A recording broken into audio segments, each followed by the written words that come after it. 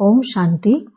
24 August 2024ના સાકાર બાબાના મહાવાક્યો. મીઠા બાળકો, બાપે તમને સંગમ પર જે સ્મૃતિઓ અપાવી છે એનું સ્મરણ કરો તો સદા હર્ષિત રહેશો. પ્રશ્ન છે, સદા હલકા રહેવાની યુક્તિ કઈ છે? કયા સાધનને અપનાવો તો ખુશીમાં રહી શકશો? ઉત્તર છે, સદા હલકા રહેવા માટે આ જન્મમાં જે પાપ થયા છે તે બધા અવિનાશી સર્જન આગળ રાખો. બાકી જન્મ જન્માંતરના પાપ જે માથા પર છે એના માટે યાદની યાત્રામાં રહો. યાદથી જ પાપ કપાશે, પછી ખુશી રહેશે. બાપની યાદથી આત્મા સતો પ્રધાન બની જશે. ઓમ શાંતિ. મીઠા મીઠા રૂહાની બાળકોને રૂહાની બાપ સમજાવે છે. તમને સ્મૃતિ આવી છે કે આપણે આદિ સનાતન દેવી દેવતા ધર્મના હતા. આપણે રાજ્ય કરતા હતા. આપણે બરોબર વિશ્વના માલિક હતા. એ સમયે બીજો કોઈ ધર્મ નહોતો. આપણે સતયુગથી લઈને જન્મ લેતા 84નું ચક્ર પૂરું કર્યું. આખા ઝાડની સ્મૃતિ આવી છે. આપણે દેવતા હતા, પછી રાવણ રાજ્યમાં આવી ગયા તો દેવી દેવતા કહેવાને લાયક ન રહ્યા, એટલે ધર્મ જ બીજો સમજી લીધો. બીજા કોઈનો પણ ધર્મ બદલાતો નથી. જેવી રીતે ક્રાઇસ્ટનો, ક્રિશ્ચન ધર્મ, બુદ્ધનો, બૌદ્ધ ધર્મ જ ચાલ્યો આવે છે. બધાની બુદ્ધિમાં છે. બુદ્ધે ફલાણા સમયે ધર્મ સ્થાપન કર્યો. હિન્દુઓને પોતાના ધર્મની ખબર જ નથી કે અમારો હિન્દુ ધર્મ ક્યારથી શરૂ થયો, કોણે બનાવ્યો, લાખો વર્ષ કહી દે છે. આખા સૃષ્ટિ ચક્રની નોલેજ તમને બાળકોને જ છે. આને કહેવાય છે જ્ઞાન વિજ્ઞાન. તેમણે વિજ્ઞાન ભવન નામ ભલે રાખ્યું છે, પરંતુ બાપ એનો અર્થ સમજાવે છે. જ્ઞાન અને યોગ, રચયિતા અને રચનાના આદિ મધ્ય અંતનું જ્ઞાન. હમણાં તમે સમજો છો કે અમે પણ નહોતા જાણતા, નાસ્તિક હતા. સતયુગમાં તો આ જ્ઞાન હોઈ ન શકે. હમણાં તમને ટીચરે ભણાવ્યું છે.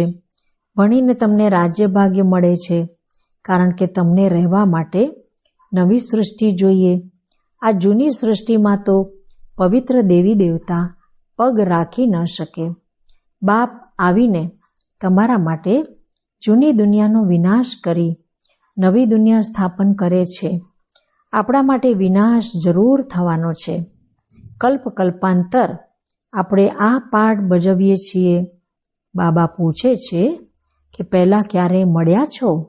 તો કહે છે, બાબા હર કલ્પ મળીએ છીએ તમારી પાસેથી રાજ્ય ભાગ્ય લેવા. કલ્પ પહેલાં પણ બેહદ સુખનું રાજ્ય ભાગ્ય મળ્યું હતું. આ બધી વાતો તો સ્મૃતિમાં આવી છે. હવે એનું સિમરણ થવું જોઈએ, જેને બાબા સ્વદર્શન ચક્ર કહે છે. આપણે પહેલાં સતોપ્રધાન હતા. આ પણ તમને સ્મૃતિ આવી છે કે દરેક આત્માને પોતપોતાનો પાઠ મળેલો છે. આપણે આત્મા નાના અવિનાશી છીએ. એમાં પાઠ પણ અવિનાશી છે, જે ચાલતો જ રહેશે. આ પૂર્વ નિર્ધારિત બની રહ્યું. આમાં નવી વાત કોઈ ઉમેરાઈ કે કપાઈ નથી શકતી. કોઈ પણ મોક્ષને મેળવી નથી શકતા. કોઈ મુક્તિ માગે છે. મુક્તિ અલગ છે, મોક્ષ અલગ છે. આ પણ સ્મૃતિમાં રાખવાનું છે. સ્મૃતિમાં હશે તો બીજાઓને પણ સ્મૃતિ અપાવશો. તમારો ધંધો જ આ છે. બાપે જે સ્મૃતિમાં લાવ્યું છે તે પછી બીજાઓને પણ સ્મૃતિ અપાવો, ત્યારે ઊંચ પદ મેળવી શકશો. ઊંચ પદ મેળવવા માટે ખૂબ મહેનત કરવાની છે. મુખ્ય મહેનત છે યોગની. આ છે યાદની યાત્રા, જે બાપ સિવાય બીજા કોઈ શીખવાડી નથી શકતા. હમણાં તમે મનુષ્યથી દેવતા બનવાનું ભણતર ભણો છો. તમે જાણો છો કે આપણે ફરીથી નવી દુનિયામાં જઈશું. એનું નામ જ છે અમરલોક. આ છે મૃત્યુલોક. અહીં તો અચાનક બેઠા બેઠા મોત આવી જાય છે. ત્યાં મૃત્યુનું નામ નિશાન નથી, કારણ કે આત્માને તો હકીકતમાં કાળ ખાતો નથી. કોઈ મીઠાઈની વસ્તુ થોડી છે. ડ્રામા અનુસાર જ્યારે સમય થાય છે તો આત્મા ચાલ્યો જાય છે. જે સમયે જેને જવાનું હોય છે તે ચાલ્યા જાય છે. કાળ કોઈ પકડતો નથી. આત્મા એક શરીર છોડી બીજું લે છે. કાળ કંઈ પણ નથી. આ તો કથાઓ બનાવી છે. તે છે અમરલોક, ત્યાં નિરોગી કાયા રહે છે. સતયુગમાં ભારતવાસીઓનું આયુષ્ય પણ લાંબુ હતું. યોગી હતા. યોગી અને ભોગીનું અંતર પણ હમણાં ખબર પડે છે. તમારા આયુષ્યની વૃદ્ધિ થઈ રહી છે. જેટલા તમે યોગમાં રહેશો એટલા પાપ ભસ્મ થશે અને પદ પણ ઊંચ મળશે. આયુષ્ય પણ લાંબુ થશે. યથા રાજા રાણી આયુષ્ય પૂરું કરી શરીર છોડે છે. પ્રજાનું પણ એવું હોય છે, પરંતુ પદનો ફરક છે. હમણાં બાપ તમને કહે છે, સ્વદર્શન ચક્રધારી બાળકો, આ અલંકાર તમારા છે. ગ્રહસ્થ વ્યવહારમાં રહેતા કમળ ફૂલ સમાન તમે રહો છો. તમારા સિવાય બીજું કોઈ રહી ન શકે. આ પણ સ્મૃતિ આવી છે કે આ જન્મમાં આપણે કેટલા પાપ કર્યા છે. એટલે બાબા કહે છે કે તે બધા અવિનાશી સર્જનની આગળ રાખો તો હલકા થઈ જશો. બાકી જન્મ જન્માંતરના પાપ જે માથા પર છે એના માટે યોગમાં રહેવાનું છે. યોગથી જ પાપ કપાશે અને ખુશી પણ રહેશે. બાપની યાદથી સતોપ્રધાન બની જશો. ખબર છે કે આપણે યાદથી આ બનીશું તો કોણ યાદ નહીં કરે. પરંતુ આ યુદ્ધનું મેદાન છે. મહેનત કરવી પડે છે એટલું ઊંચ પદ મેળવવા માટે. આ પણ બાળકોને સ્મૃતિ આવી છે કે બેહદના બાપ પાસેથી આપણે ઊંચામાં ઊંચો વારસો લઈએ છીએ. કલ્પ કલ્પ લઈએ છીએ. તમારી પાસે ખૂબ આવશે. આવીને મહામંત્ર લેશે, મન મના ભવનો. મન મના ભવનો અર્થ છે પોતાને આત્મા સમજી બાપને યાદ કરો. આ છે મહાન મંત્ર. મહાન આત્મા બનવા માટે તે કોઈ મહાત્મા નથી. મહાત્મા તો હકીકતમાં શ્રી કૃષ્ણને કહેવાય છે, કારણ કે તે પવિત્ર છે. દેવતાઓ સદૈવ પવિત્ર રહે છે. દેવતાઓનો છે પ્રવૃત્તિ માર્ગ, સંન્યાસીઓનો છે નિવૃત્તિ માર્ગ.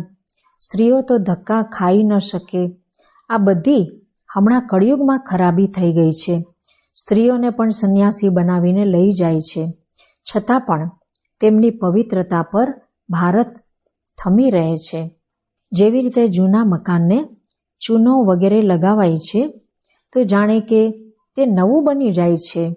આ સંન્યાસી પણ ઓછી આપી થોડો બચાવ કરે છે. પરંતુ બાપ કહે છે તે ધર્મ જ અલગ છે, પવિત્ર બને છે. ભારતખંડમાં જ આટલા દેવી દેવતાઓના મંદિર, ભક્તિ વગેરે છે. આ પણ ખેલ છે જેનો વૃત્તાંત તમે બતાવો છો. ભક્તિ માર્ગ માટે આ બધું પણ જોઈએ ને. એક શિવના જ કેટલા નામ રાખી દીધા છે. નામ પર મંદિર બનતા ગયા છે. અનેક મંદિર છે.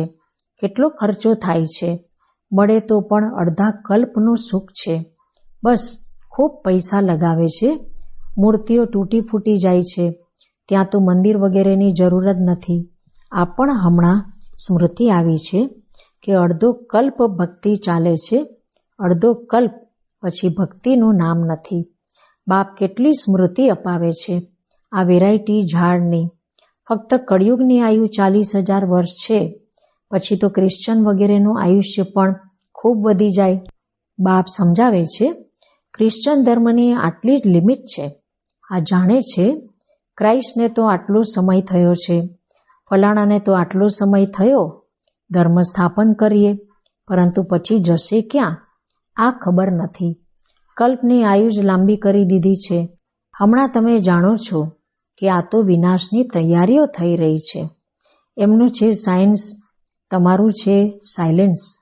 તમે જેટલા સાયલેન્સમાં જશો એટલા તે વિનાશ માટે સારી સારી વસ્તુઓ તૈયાર કરતા રહેશે. દિવસે દિવસે મહીન વસ્તુ બનાવતા રહે છે.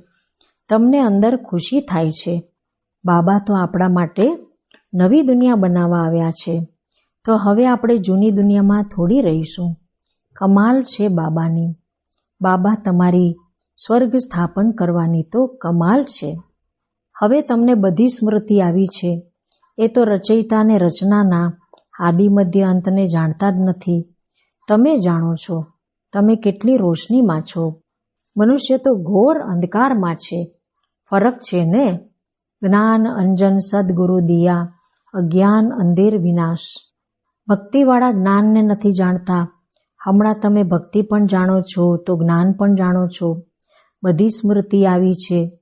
ભક્તિ ક્યારે શરૂ થાય છે, પછી ક્યારે પૂરી થાય છે, બાપ ક્યારે જ્ઞાન આપે છે, પૂરું ક્યારે થશે, બધી સ્મૃતિ છે. નંબરવાર તો છે જ. કોઈને ખૂબ સ્મૃતિ છે, કોઈને ઓછી. જેમને ખૂબ સ્મૃતિ રહે છે તે ઊંચ પદ મેળવશે. સ્મૃતિ રહે ત્યારે બીજાઓને પણ સમજાવે. વન્ડરફુલ સ્મૃતિ છે ને? પહેલાં તમારી બુદ્ધિમાં શું હતું? ભક્તિ, જપ તપ, તીર્થ કરવા, માથું ટેકવું, બધી ટીપ્પણ જ ઘસાઈ ગઈ છે. ભક્તિની સ્મૃતિ અને જ્ઞાનમાં કેટલો ફરક છે. તમે હમણાં ભક્તિને જાણો છો કારણ કે શરૂથી ભક્તિ કરી છે. જાણો છો, આપણે પહેલાં શિવની ભક્તિ કરી, પછી દેવતાઓની. બીજા કોઈને પણ આ સ્મૃતિ નથી. તમને રચનાના આદિ મધ્ય અંત, ભક્તિ વગેરેની બધી સ્મૃતિ છે. અડધો કલ્પ ભક્તિ કરતા કરતા ઉતરતા જ આવ્યા છો. હવે તો દુઃખના પહાડ પડવાના છે. આપ બાળકોએ પુરુષાર્થ કરવાનો છે. આ નીચે પડતા પહેલા અમે યાદની યાત્રાથી વિકર્મો વિનાશ કરીએ. બધાને તમે આ જ સમજાવો છો. તમારી પાસે હજારો આવે છે. તમે મહેનત કરો છો ભાઈ બહેનોને રસ્તા બતાવવાની. જ્ઞાન અને ભક્તિની સ્મૃતિ આવી છે એટલે તમે આખા ડ્રામાને નંબરવાર પુરુષાર્થ અનુસાર જાણી ગયા છો. જે જેટલું સારી રીતે જાણે છે તે સમજાવી પણ શકે છે. સમજાવવાનું તો બાળકોએ જ છે. ગાયન પણ છે સન શોઝ ફાધર. બાપ બાળકોને સમજાવશે, બાળકો પછી બીજા ભાઈઓને સમજાવશે. આત્માઓને સમજાવો છો ને? ભક્તિથી આ જ્ઞાન બિલકુલ ન્યારું છે. ગાયન પણ છે ને? એક ભગવાન આવીને બધા ભક્તોને ફળ આપે છે. એક બાપના બધા બાળકો છે. બાપ કહે છે, હું બધા બાળકોને શાંતિધામ સુખધામમાં લઈ જાઉં છું. કલ્પ કલ્પનું આ જ્ઞાન પણ તમને હમણાં છે, ત્યાં નહીં હશે. તમે પતિત બનો છો તો પાવન બનાવવા માટે બાપ તમારા પર કેટલી મહેનત કરે છે. એટલે ગાયન છે, કુરબાન જાઉં, વારી જાઉં. કોના પર? બાપ પર. પછી બાપ દ્રષ્ટાંત બતાવે છે, આ કુરબાન કેવી રીતે ગયા. ફોલો આ સેમ્પલને કરું. આજ પછી લક્ષ્મીનારાયણ બને છે. જો આટલું ઊંચ પદ મેળવવું છે તો એવા કુરબાન જવાનું છે. સાવકાર ક્યારેય કુરબાન થઈ ન શકે. અહીં તો સ્વાહા કરવું પડે. સાવકારને સ્મૃતિ જરૂર આવશે. ગાયન પણ છે ને? અંતકાળે જે સ્ત્રી સિમરે આટલા બધા પૈસા શું કરશે? કોઈ લેશે જ નહીં, કારણ કે બધું ખલાસ થઈ જવાનું છે. હું પણ લઈને શું કરીશ? શરીર સહિત બધું ખલાસ થવાનું છે.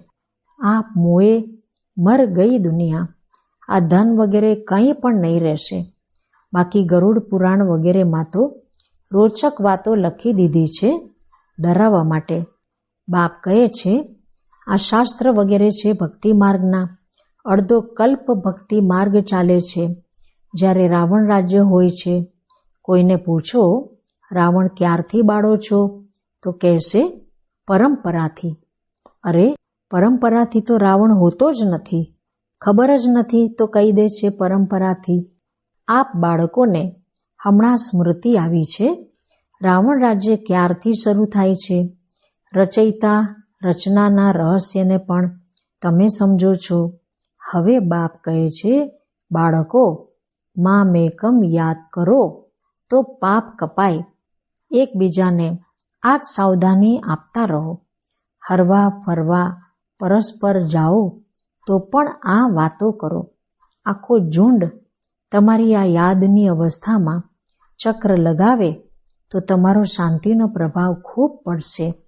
પાદરી લોકો પણ ખૂબ સાયલેન્સમાં જાય છે, ક્રાઇસ્ટની યાદમાં. કોઈ તરફ જોતા પણ નથી. તમે તો અહીં ખૂબ યાદમાં રહી શકો છો. કોઈ ગોરખધંધા નથી. ખૂબ સારું વાયુમંડળ છે. બહાર તો ખૂબ જ છી વાયુમંડળ રહે છે. એટલે સંન્યાસીઓના આશ્રમ પણ ખૂબ દૂર દૂર હોય છે. તમારો તો છે જ બેહદનો સંન્યાસ. જૂની દુનિયા હવે ગઈ કે ગઈ. આ કબ્રસ્તાન છે, પછી પરિસ્તાન થવાનું છે. ત્યાં હીરા જવેરાતોના મહેલ બનશે. આ લક્ષ્મીનારાયણ પરિસ્તાનના માલિક હતા ને, હમણાં નથી. બાપ કહે છે, હું કલ્પના સંગમ યુગે આવું છું. આ આખું ચક્ર રિપીટ થતું જ રહે છે. આ સમયે તમને બધી સ્મૃતિ આવી છે.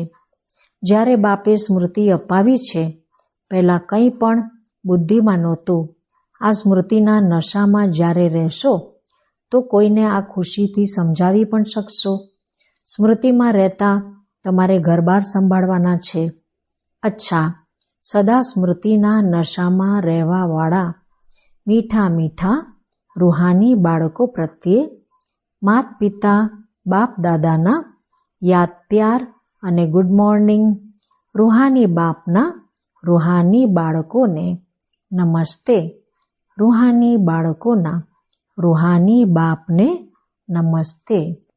ધારણા માટે મુખ્ય સાર. પહેલું છે, ડ્રામાના આદિ મધ્ય અંતને સારી રીતે સમજી સ્મૃતિમાં રાખી બીજાઓને પણ સ્મૃતિ અપાવવાની છે. જ્ઞાન અંજન આપીને અજ્ઞાન અંધકારને દૂર કરવાનું છે. બીજું છે, બ્રહ્મા બાપ સમાન કુરબાન જવામાં પૂરું ફોલો કરવાનું છે. શરીર સહિત બધું ખલાસ થઈ જવાનું છે. એટલે એનાથી પહેલાં જ જીતે જી મરવાનું છે, જેથી અંત સમયમાં કંઈ પણ યાદ ન આવે. વરદાન છે, વિશેષતાના સંસ્કારોને નેચરલ નેચર બનાવી સાધારણતાને સમાપ્ત કરવાવાળા મરજીવા ભવ. જે નેચર હોય છે તે સ્વતઃ પોતાનું કામ કરે છે. વિચારવું, બનવું તથા કરવું નથી પડતું, પરંતુ સ્વતઃ થઈ જાય છે. એવી રીતે મરજીવા જન્મધારી બ્રાહ્મણોનો નેચર જ છે વિશેષ આત્માની વિશેષતાનો. આ વિશેષતાના સંસ્કાર નેચરલ નેચર બની જાય અને દરેકના દિલથી નીકળે કે મારું આ નેચર છે. સાધારણતા પહેલાંનો નેચર છે, હમણાંનો નથી. કારણ કે નવો જન્મ લઈ લીધો તો નવા જન્મનો નેચર વિશેષતા છે, સાધારણતા નથી. સ્લોગન છે, રોયલ તે છે જે સદા જ્ઞાન રત્નોથી રમે, પથ્થરોથી નહીં. અચ્છા, ઓમ શાંતિ.